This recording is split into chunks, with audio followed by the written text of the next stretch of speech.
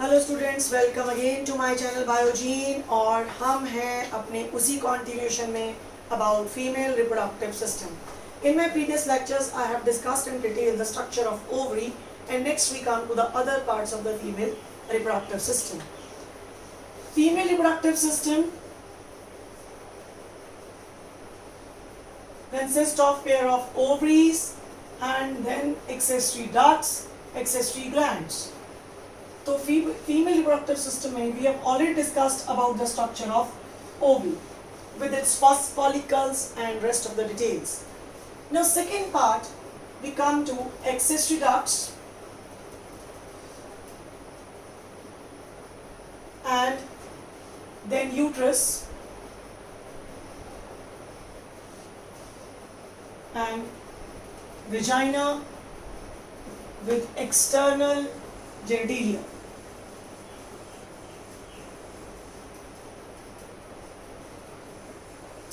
So, if we see, this is the structure of ovaries. These are the ovaries. Ovaries are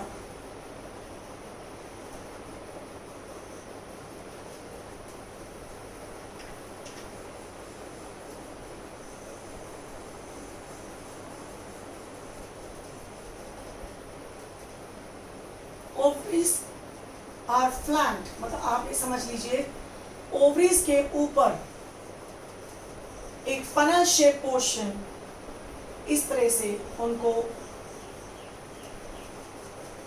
surround कर रहा है.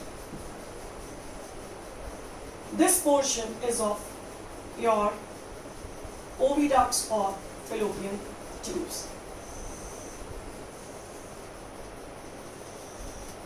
Yes.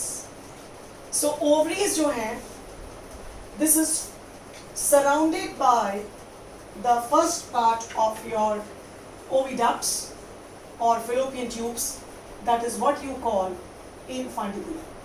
तो जो accessory ducts हैं, accessory ducts में हमारे पास आ गया. First we will talk about the fallopian tubes or oviducts. So here we are talking about the oviduct. This part of the oviduct is called infundibulum. This is a funnel-like part bearing finger-like processes.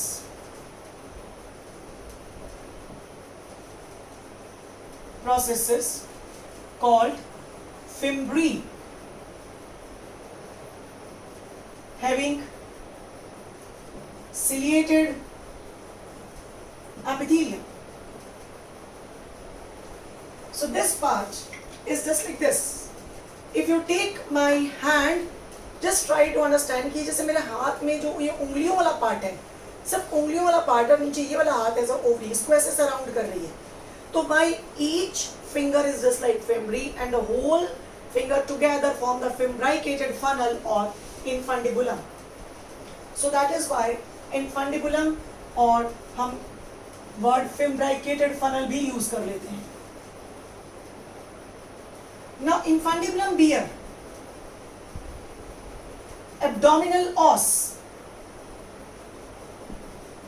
or I can say ostia. अगर मैं इसको इस तरह से देख रही हूं, अगर आप ये पोर्शन कुछ इस तरह से है,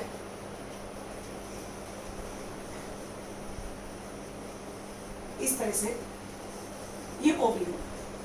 नाउ अगर हम ये देखें, यहाँ पे सिलिएटेड एपिथेलियम है. So this is the ciliated epithelium. Ovary से जो ओवा निकला तो वो कहाँ गया? It has been captured by the fallopian tubes and they take it inside. कैसे? ये दिस व्यू है. अगर इसी व्यू को मैं ऐसे दिखा रही हूँ तो what you will see something like this. और यहाँ बीच में एक ओपनिंग है. This is what you call ostia और योर एब्डोमिनल ऑस. तो ये इस तरह का व्यू है. सो दे बियर एब्डोमिनल ऑस, यानी यहाँ पे, क्योंकि इस व्यू में इट इज नॉट विजिबल क्योंकि ये यहाँ पे है. तो ये क्या काम कर रहे हैं? बीटिंग ऑफ फिम्ब्री, जो लगातार फिम्ब्री में सिलिएटेड लाइनिंग है, वो ओवा जब निकला ओवरी से तो ये लगातार उसको बीट कर रही हैं ये मैंने इस तरह से जो बनाया है, it's actually not like this, it's something like this, बिल्कुल इसको सराउंड कर दिया। तो ये जो बीटिंग हो रही है उसकी, वो उसको कैप्चर करके उसको अंदर ले जाती है। So it is the infundibulum beer abdominal os or infundibulum fabricated funnel beating of cilia of Fimbriae help to capture ova और ovum। जब ओवुलेशन होती है उस सेकेंडरी oocyte स्टेज पे जो ओवम रिलीज हुआ, ovum, and guide it to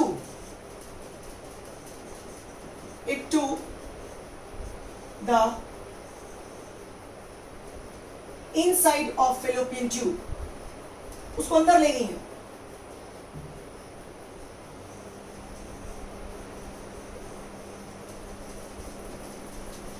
So, इस तरह से इन्होंने ये पार्ट कैप्चर किया। Now second part is the ampulla. Ampulla जो है ये इसका वाइडेस्ट पार्ट है। So this part, it is the broad widest part, it is thin walled and wide lumened. मतलब अंदर अगर देखा जाए तो इसका जो ल्यूमेन है, मतलब अगर मैं इसको, ये हमारी फेलोपियन ट्यूब इस तरह से दिख रही है, अगर इसको काट दिया जाए तो अगर इसको इस तरह से काट दूं, ये आगे ये वाला पार्ट भी दिखा देती हूँ।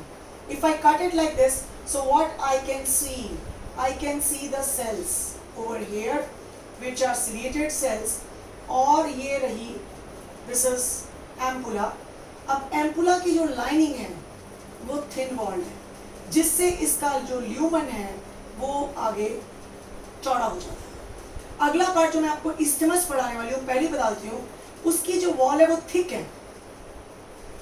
उसकी वॉल थिक होने की वजह से उसका ल्यूमन जो है वो नैरो हो जाएगा। So back to here again, it is widest part, thin walled, wide lumen and site of fertilization, very important, it is a site of fertilization। हम दोनों choices दे सकते हैं, क्योंकि बुक्स में इस तरह साइट ऑफ फर्टिलाइजेशन या तो दे सकते हैं एम्पुला इस्टेमस जंक्शन, अगर एक चॉइस हो तो सिंपली दीजिए ampulla. Now ampulla leads to next part, this is what you call isthmus। It's a straight part of uterine tubes, fallopian tubes को uterine tubes भी कह रहे हैं, uterine tubes, narrow lumened and thick walled। I have already explained। एक fourth part भी है, कई किताबों के अंदर वो दिया होता है, कईयों के अंदर नहीं दिया होता। वो फोर्थ पार्ट आपका क्या है? This part of the isthmus part, जो पार्ट यूट्रस के अंदर एंटर करता है, उसको यूट्राइन पार्ट कहते हैं। तो some books are mentioning it as a separate part, some are not. तो uterine part, so these four parts they form your together, they form your fallopian tubes. तो ये आपका कौन सा पार्ट बना रही है? Fallopian tubes. So fallopian tubes have four parts. This part is infundibulum, this part is ampulla, this part is isthmus, and here is uterine part. They together form your fallopian tubes or uterine tubes or oviducts. तो ये आपका oviduct हो गया। सो lining जो है इसकी, internal lining की अगर मैं बात करूं, दीज आर लाइन्ड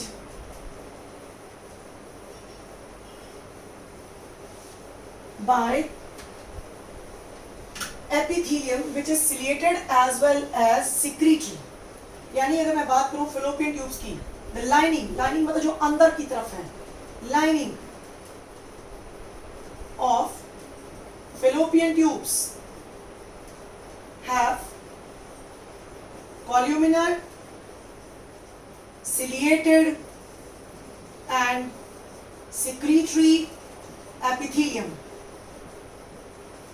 लाइनिंग की बात हो रही है, लाइनिंग वॉल यानी कि वो उसकी जो मोटाई है, wall contain smooth muscles and outermost layer again is Sironja. Now अब जो ओवम यहां से निकला, तो ओवम को जब तक तो वो ओवरी के अंदर था नरिशमेंट मिल रही थी, अब कैसे मिलेगी?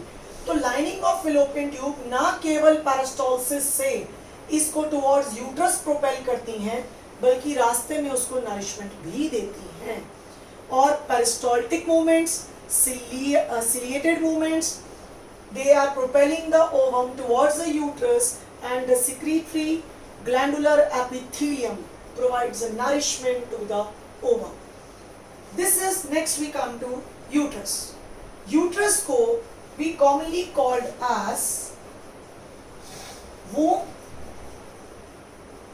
or hystera. It is inverted pear-like structure.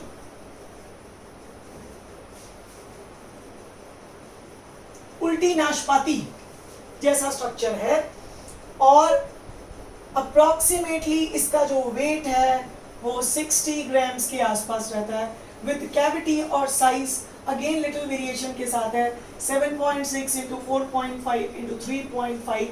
Please, because ऐसा जो हम जो वेरिएशंस जब हम लिखते हैं इस तरह की 3 और 3.5 सेंटीमीटर, ये सारी जो वेरिएशंस हैं they are basically depending upon height of the person. तो 7 to 8, 4 to 5, 3 to 4 और 3 to 3.5. So these variations they count. Now, जो यूट्रस है, this is a site जहाँ gestation होगा, यानी जहाँ एम्ब्रियो का इम्प्लांटेशन होगा. जो वॉल ऑफ यूट्रस है, ये इस तरह से, ये काफी थिक है.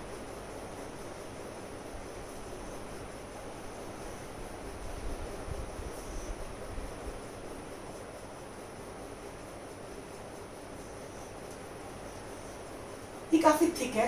सो बेसिकली जो ल्यूमन आ रहा है इसका अंदर, इंटरनल ल्यूमन जो है इसका,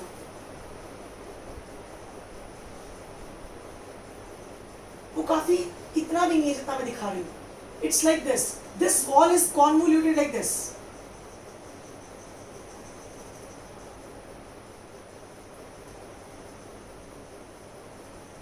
something like this. Now uterus has 3 parts. This part, जो जहां पे fallopian tube खुलती है उसके ऊपर वाला part, this part is fundus. Fundus is part lies above the openings of fallopian tubes. यानी उसके यूट्राइन पार्ट जहां खुल रहा है उससे ऊपर का part is fundus, and this is the main part जहां पर जो एम्ब्रियो है वो इम्प्लांट करता है. Otherwise this is the right place. अगर मान लो प्रेगनेंसी या इम्प्लांटेशन कहीं फेलोपियन ट्यूब में होगी या कहीं बॉडी कैविटी में होगी, this kind of pregnancy is called ectopic pregnancy, जो अबॉर्ट हो जाती है, अबॉर्ट करनी पड़ती है. तो अगर फेलोपियन ट्यूब्स के अंदर ब्लॉकेज है, so there are chances of it can lead to even infertility, और अगर infertility नहीं है तो there are chances of the ectopic pregnancy also. Second part, this part is fundus. So this part almost I can show you here fundus. This part, ये सारा part जो है, because ये जो मैं दिखा रही हूँ this is lumen. I can say this part is body. तो second part is body, which is the main part of uterus. And third is narrow part. This is called cervix. Cervix is narrow part of uterus. Leading to vagina. So यहाँ पे अगर देखें, यहाँ पे ये narrow हो रहा है, फिर ये ब्रॉड हो रहा है, फिर नैरो हो रहा है। यहाँ पे this is what you call, ये वाली जो हिस्सा है जहाँ आप ओपनिंग ऐसे नैरो ओपनिंग दिखती है, फिर इस तरह से, this is called internal os and this is called external os. ये वैसे इतना गैप नहीं होता, ये डायग्रामेटिकली थोड़ा मैंने ज्यादा बना दिया है। Actually it is something like this, internal ऑस इस तरह से और फिर ये एक्सटर्नल ऑस। तो ऑफ कोर्स अब डायग्रामेटिक रिप्रेजेंटेशन है तो you have to little bear with the some I can say mistakes, but I'm just trying to correct it as much I can. So this is cervix. Cervix की जो canal है, this is called cervical canal.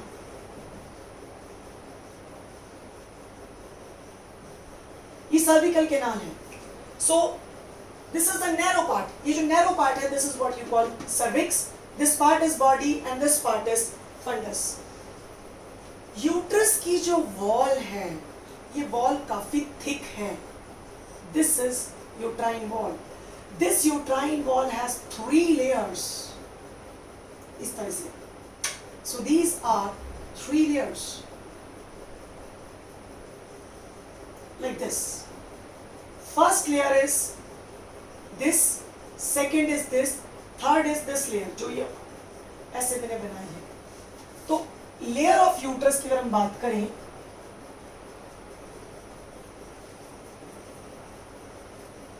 और walls of uterus, तो इसमें 3 हैं। हम बाहर से चल रहे हैं, आउटर पेरिमीट्रियम, और इसको सिरोजा भी कह देते हैं। सेकेंड पार्ट ये, this is the thickest part.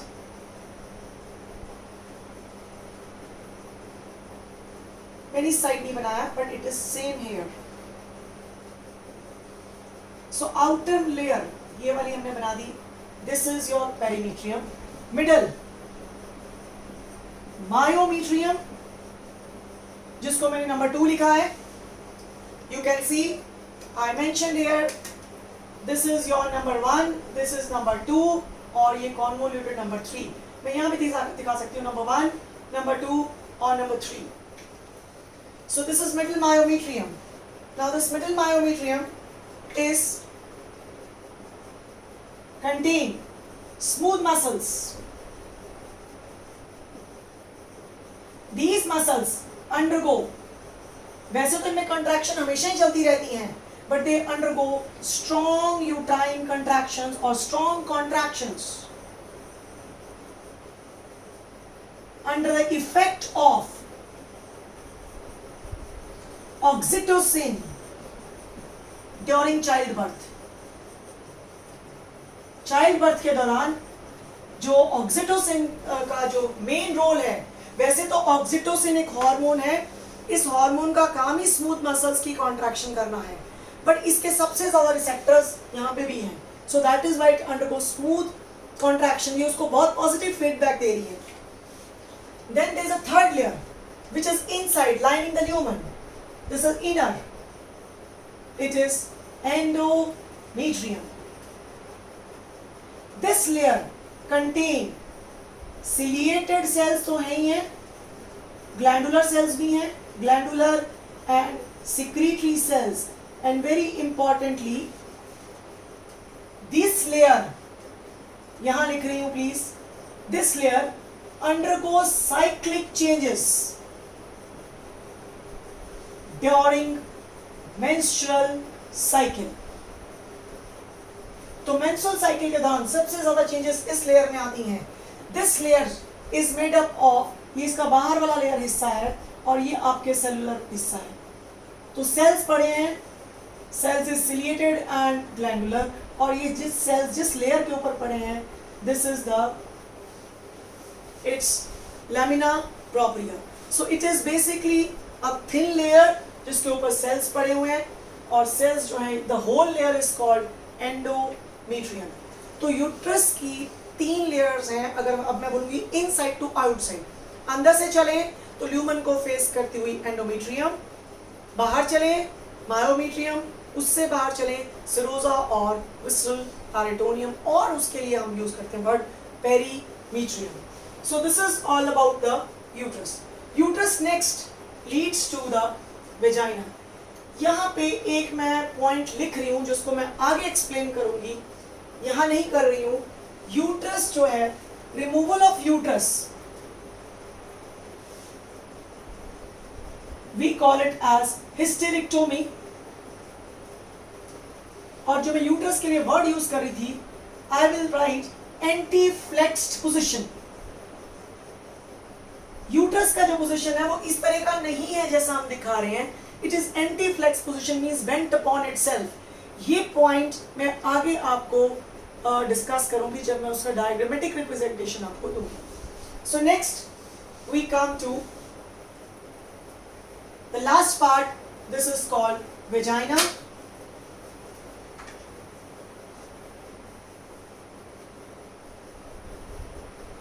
सो हमने बात करी ओवरी. ओवरी के बाद हमने डिस्कस किया oviducts or fallopian tubes. Then we have some discussion about the uterus.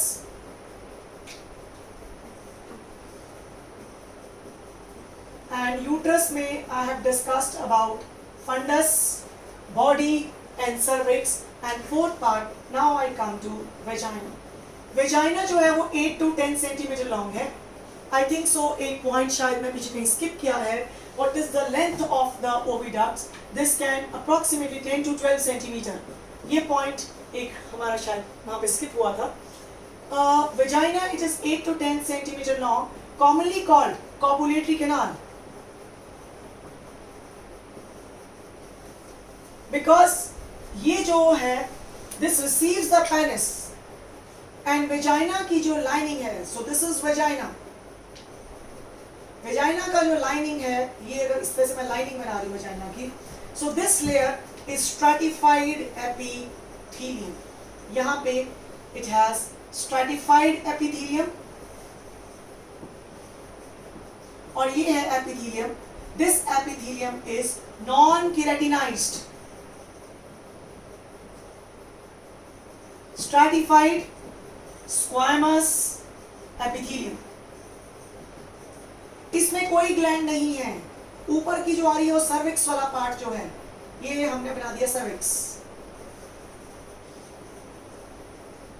And this is I am making vagina. Vagina open out by vaginal orifice. ये है जी vaginal orifice, जिससे कि वेजाइना बाहर open कर रही है. और इसकी साइड पे यहाँ पे ग्लैंड्स भी आती हैं, जिसको हम आगे डिस्कस करेंगे, बार्थोलिन ग्लैंड्स. तो वेजाइना जो है, दिस इज, इसका जो ल्यूमन वाला साइड है, दिस इज स्ट्रैटिफाइड एपिथेलियम. बीच में ये पड़ी उसकी मस्कुलर वॉल, और ऑफ कोर्स बाहर है एपिथेलियम और लिटिल फाइब्रस लेयर आल्सो. तो उसके ऊपर ये पड़ा हुआ है हमारा, पहले बाहर फाइबर का लाइन है और फिर ऊपर epithelium. So this is the vagina. Now what is your birth canal? Birth canal is cervical canal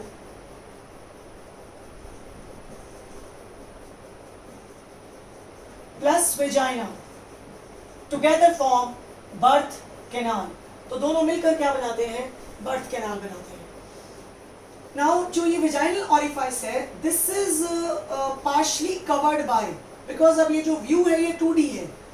otherwise if this is vaginal orifice, इसके आसपास, अगर ये वेजाइनल ऑरिफाइस है, इसके आसपास एक मेम्ब्रेन है, रिंग लाइक मेम्ब्रेन है, जो कि इस हिस्से को, मतलब इफ दिस इज ऑरिफाइस तो ये सारा उसके पास आसपास मेम्ब्रेन है. This membrane I can show it here, because ये 2D है, मैं 3D नहीं दिखा सकती. जिसको कहते हैं hymen. So hymen is a membrane partially covering vaginal orifice. This membrane was thought to be the indicator of virginity. इसको कंसिडर किया जाता है indicator of virginity. But now this is not the case. ऐसा नहीं है. क्यों? क्योंकि ऐसा माना जाता था कि ये मेम्ब्रेन इंटरकोर्स के दौरान ही रप्चर होती है. But this membrane can be ruptured. It can be ruptured. ये नहीं है कि वो मैं गलत बोल रही हूं, वो होती है ऑफ कोर्स अगर ये इंटैक्ट हो तो. बट ये भी साथ में है कि ये मेम्ब्रेन कभी भी किसी की रप्चर हो सकती है. Can be ruptured by sudden jolt, by use of tampons. Tampons जो है they are use inside the vagina to check the menstrual flow. And जैसे सैनिटरी पैड्स होते हैं इसी तरह की डिवाइस होती है, but that has a different structure जिसको वेजाइना के अंदर इंसर्ट किया जाता है to block the menstrual flow. And by horse riding, cycling,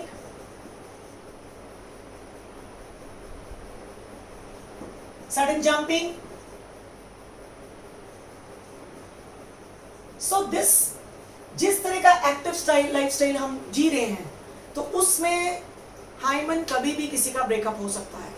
और moreover when the hymen is broken और ruptured, this is accompanied by bleeding. But ये भी है कईयों के केस में that is simply a discharge, not a proper kind of bleeding. So कई बार तो हाइमन अगर रप्चर हो भी जाए तो पता भी नहीं लगता.